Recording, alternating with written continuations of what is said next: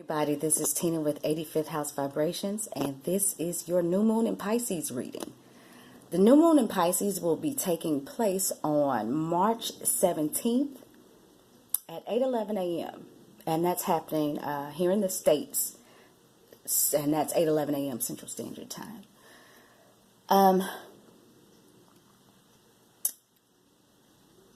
I wanted to talk about a couple of things. First, let me say that I am doing what I've been doing the past few days, which is using my phone to make these little videos. So I'm really appreciative of those of you who have been patient and who are bearing with me in this process. I have this other camera that I don't like. I can't stand it. But, I'm trying to consider whether or not I'm going to do monthlies. If I do the monthlies, I'm going to have to use the other camera until I go out and get a new one. And this time I need to do my research. Not that I'm going to be doing anything extravagant, but, something better than this, because this isn't working. But if I decide to go ahead and do the monthlies, then, we may have a quality compromise. And the other thing, too, is that I am easing my way back into this. Okay, so next thing to address is the fact that you see more than 3 cards. Yes, I talked about when I posted the weekend forecast on Friday, I talked about how I had intended to use a new spread, but according to the cosmic energies, based on the cards that I'd drawn that day, I decided to follow the cosmic advice and not do anything that was outside of my familiar zone. So now that we are into, a new week, a new day, I decided let's try it.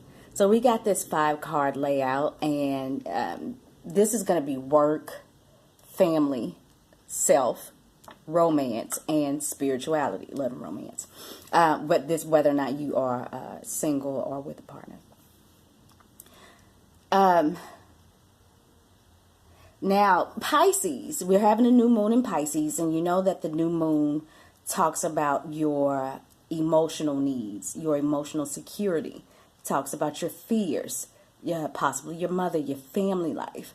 It's all of those things that happen kind of, in the dark, behind the scenes. It's your dreams, your subconscious.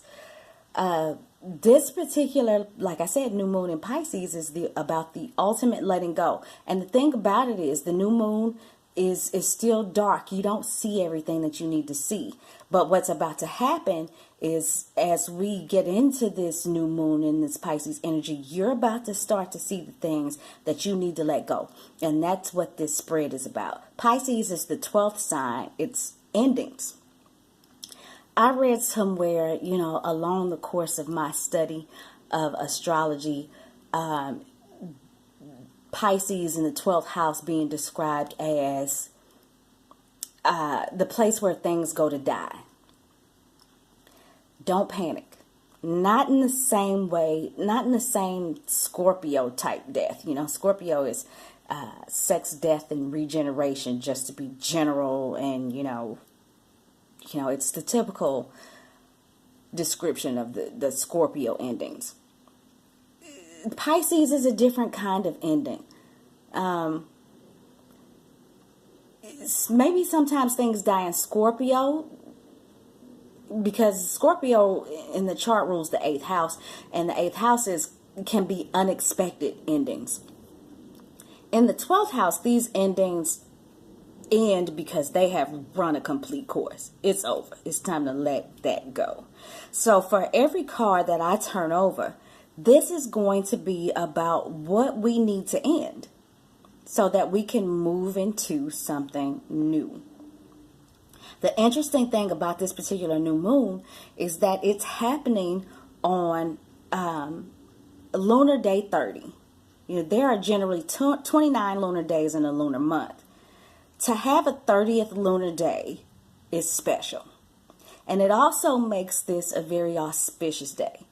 And not to patronize anybody, but auspicious, for those of you who may not know right off the bat, means really good.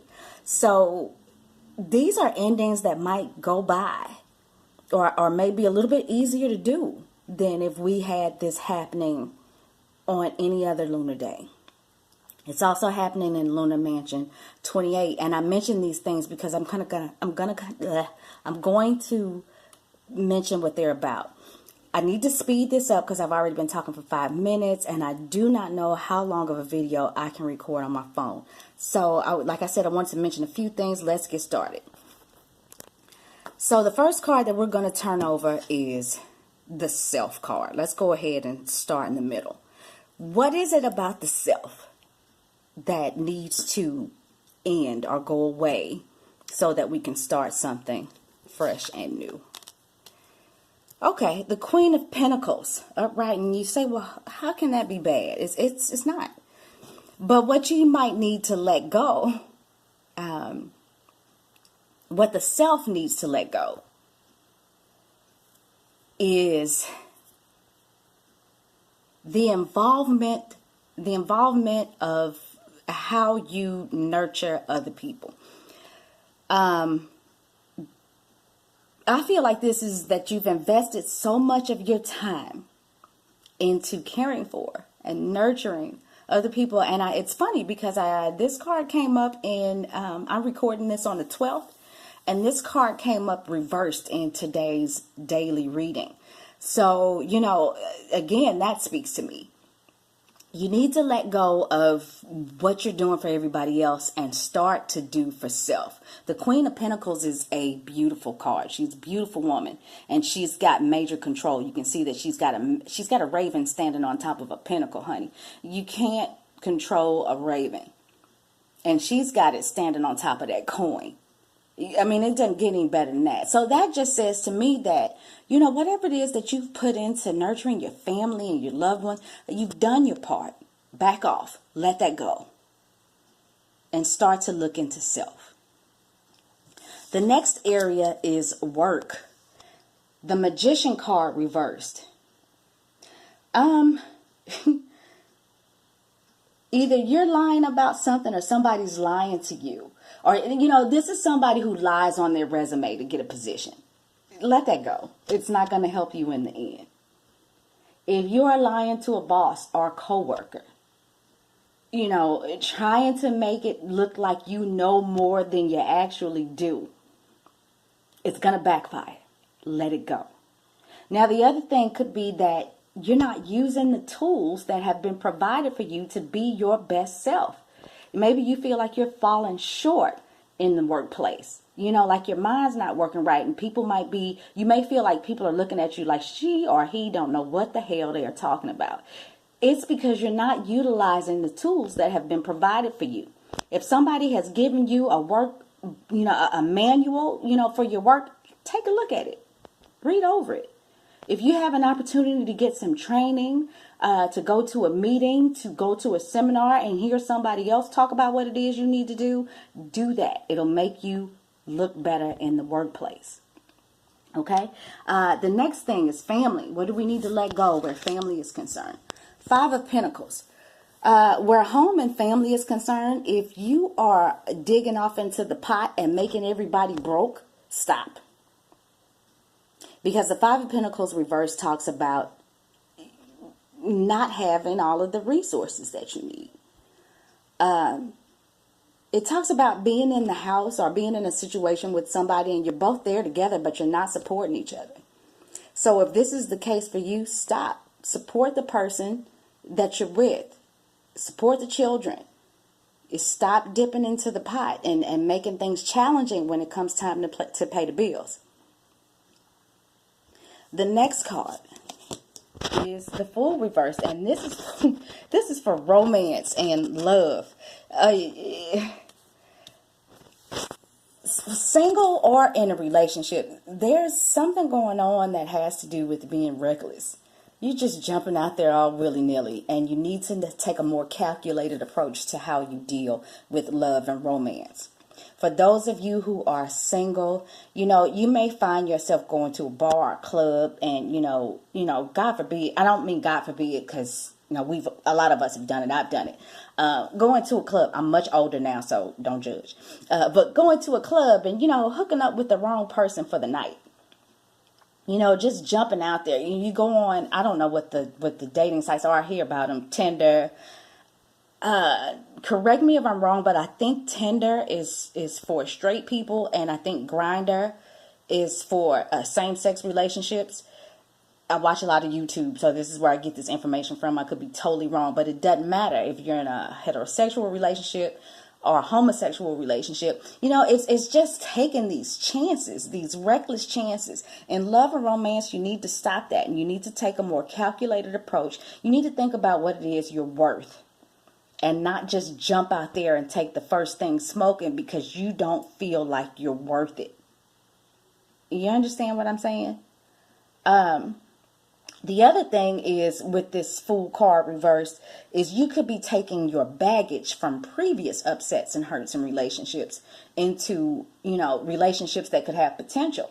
And a lot of us, we have our own baggage, and we're not prepared to deal with the baggage that another person may be bringing in. It's a special kind of person that's able to deal with their baggage and yours. But if you have baggage and you're dragging it on into another relationship, stop. These are the things that we need to let go. And the last card is spirituality. It's the Page of Cups. Let go of the fact that you feel like you are spiritually naive. Nope, you are much more connected than you ever thought. Make the move. Be a little bit more confident, a little bit more bold, like the Knight of Cups would be, because that's where you're headed. The Page of Cups has, decided to or start a journey, but he's naive. And a lot of times, he's unaware of his own intuition. That food for thought that is lurking around you, take it and move on to the next step. You're actually more advanced. You're closer to the connection. You're closer to the divine than you think you are. The next move is to jump on the horse like the knight and roll. Well, that would be in a car, and ride. You know what I'm saying? Have a little bit of confidence. Take it to the next level. Let go of the fact that you are just beginning. You're not. You've put the time in. Your intuition is good. It's correct. You are connected to the divine in a way, like I said, that you didn't think that you were. Okay? So I know I went over that a little fast, but like I said, I don't know how much time I have on this. So I want to talk about a little bit before I go, the fact that I mentioned earlier that all of this is happening. It's the ultimate ending. It's happening in Lunar Mansion 28, which is the last Lunar Mansion. And let me tell you a couple of things about the Lunar Mansion 28. This Lunar Mansion is good for marriage. So when it comes to love and romance, if you've been making some reckless moves in a marriage, this is a great time. It's going to be good for you to stop it and get it right. The Lunar Mansion is also good for business. So if you've been misrepresenting yourself, whether it be deliberately or not deliberately, this is going to be a great time to switch it around. It's a great time for traveling. You've been nurturing everybody else, like I said, with this Queen of Pentacles and whatnot. Maybe get out, take some travel, get away. This is going to be a great time to do it. The thing that it is not good for is health, and I should have mentioned that when I saw the Five of Pentacles reversed, because the Five of Pentacles reversed can also talk about health that is compromised. I don't want to say bad health, but health that is not its greatest. So unfortunately, with this particular new moon, some of us could be having some health issues. Whatever it is that you need to do to turn that around, it is essential that you do so, because this is going to be an auspicious time. Make changes in your health regimen. If you hadn't seen a doctor, see a doctor. Whatever it is that you can do to get your health or get yourself in a better situation health-wise. Not only is this the time to do it, it's a better time to do it. Okay, and we talked about Lunar Day 30, which I should have talked about that before I talked about the Lunar Mansion. I said that it was extremely auspicious. and that it doesn't happen every lunar cycle. I'm sorry, see, I'm shuffling. If you can successfully let these things that we talked about come to an end, it's going to be a great time for starting new important activities, for new undertakings. The symbol for Lunar Mansion 30 is the golden swan. This is a day of love, forgiveness, rejection of everything unneeded, accepting a spiritual initiation and transition onto the next cycle of development. Can we get an amen? Because I just said that. And I'm laughing because I'm actually reading, I'm looking at my moon phase calendar, and I'm looking at verbatim what everything else was pure and channeled energy and channeled messages in my own. But for Lunar Day 30, because we don't have it every month, I was actually not very familiar with what it meant. But I just said, and I promise I didn't peek, that with the Page of Cups, it was time to move on out of the observance cycle. It was time to move to the next phase because you were more connected than you thought. And now as I look here at the description for Lunar Day 30, it supports exactly what I said, which is a spiritual initiation and transition on to the next cycle of development. It's good to complete activities, to return debts, to give joy to other people. You can work with stones, clean the house, and it says food should not be rough. So to me that says don't eat a lot of fibrous foods. Go easy. Pisces is a very sensitive sign. So you can have tummy issues. Now this is back to me and my own words. You can have tummy issues and sensitivities. So take it easy on what it is that you put into your body, because since it's not such a great day for health, like I said before, this can cause you some problems. Okay? The other thing I see is a barking dog is a warning about a mistake that has happened in the past month. So if you hear barking dogs on this day, take that into account.